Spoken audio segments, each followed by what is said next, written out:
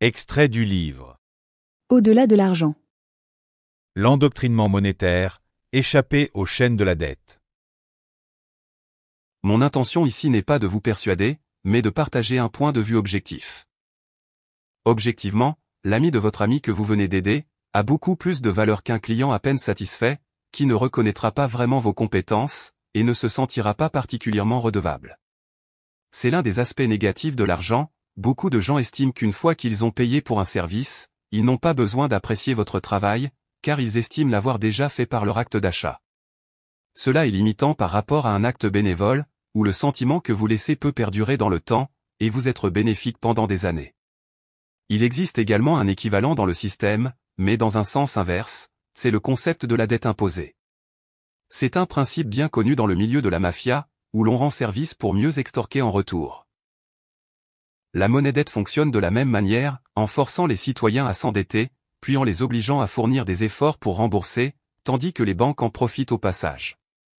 Dans le système, on peut comparer le concept de la dette au jumeau maléfique du système d'entraide.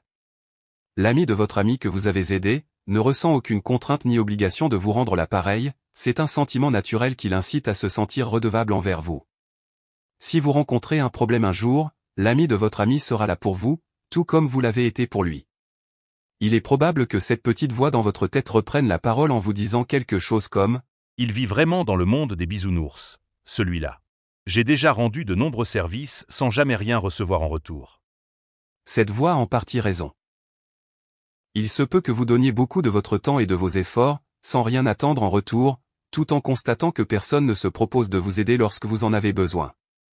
C'est une réalité, et c'est précisément pour cela que j'ai décidé d'écrire ce livre. À mon avis, le problème est d'ordre psychologique. Comme je l'ai mentionné précédemment, nous avons été soumis à un endoctrinement depuis notre enfance, un formatage collectif qui nous a fait croire que mesurer nos échanges en termes monétaires était la meilleure solution pour tous. Bien que cela ne soit pas totalement faux, il existe de nombreux cas où cette hypothèse ne tient pas. Il y a des situations où l'entraide et le bénévolat sont amplement suffisants. Le système ne peut pas en tirer profit, alors il s'efforce de dévaloriser les principes d'entraide et de solidarité. Si tout le monde commence à s'entraider sans recourir à l'argent, et sans signer des contrats remplis de clauses légales, le système risque de s'effondrer, ou du moins de se fragiliser.